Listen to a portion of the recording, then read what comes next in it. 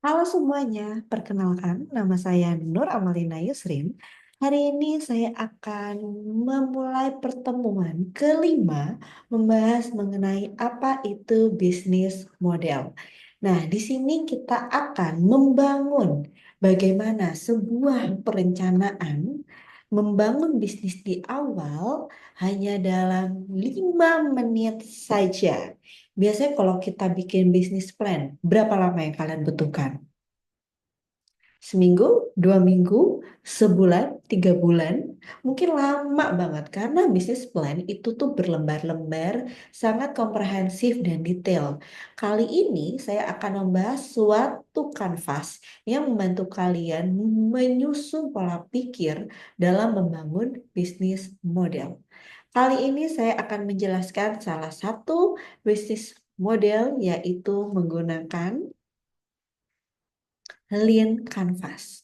Lean Canvas ini merupakan struktur bisnis model yang diperkenalkan oleh As Maurya, di mana beliau melihat bahwa BMC atau bisnis model canvas yang dibangun oleh Alex Osterwalder itu tuh lebih ingin mengembangkan value dibandingkan memulai dari awal.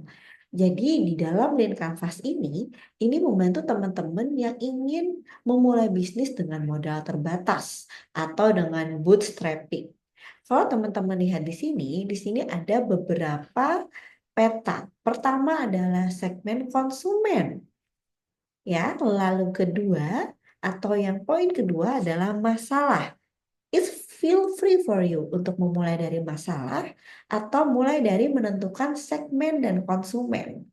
Lalu di poin selanjutnya adanya solusi, di mana diharapkan pada poin solusi teman-teman sudah mendapatkan gambaran umum tentang bagaimana solusi untuk setiap masalah. Betul banget. Baru kita akan lihat dari poin value proposition atau proposisi nilai unik.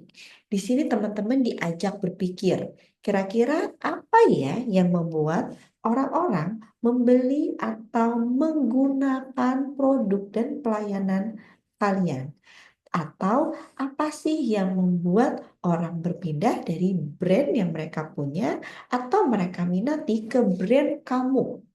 Nah, baru kita sedikit membahas tentang bagaimana nilai, value, ataupun bisnis ini kita sampaikan ke consumer atau customer kita, yaitu di poin ketiga di bagian saluran atau channel.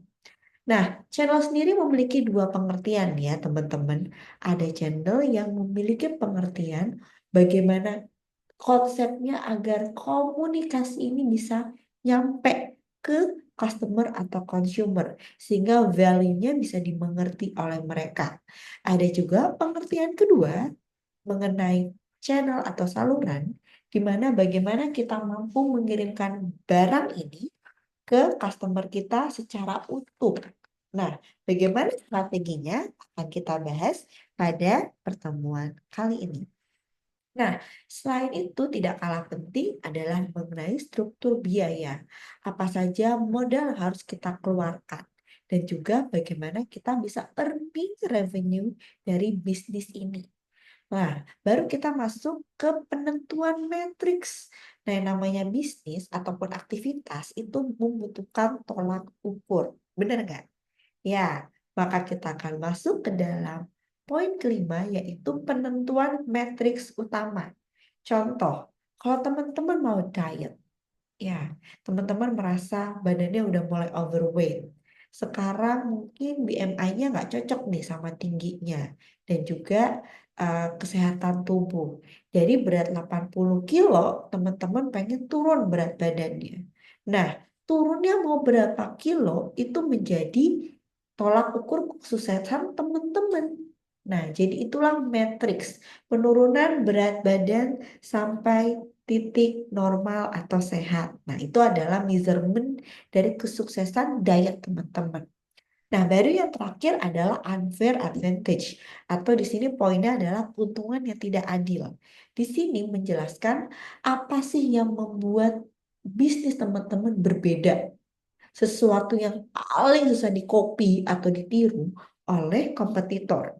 Kalau misalkan teman-teman menjadi pionir dalam bidang perkopian di Indonesia, nah itu bisa menjadi sebuah unfair advantage teman-teman. Karena yang namanya pionir itu kan sulit di-copy. Ya namanya juga pencetus, ya enggak? Nah, berikut adalah sedikit introduction atau pembukaan untuk pembelajaran hari ini. Selanjutnya kita akan mencoba untuk workshop sedikit tentang bagaimana mengimplementasi Lean Canvas ini ke dalam bisnis teman-teman. Sehingga teman-teman jadi bisa lebih paham kembali. Kalau gitu, saya akan tutup dulu materi kali ini. Let's go to the next workshop. See you then.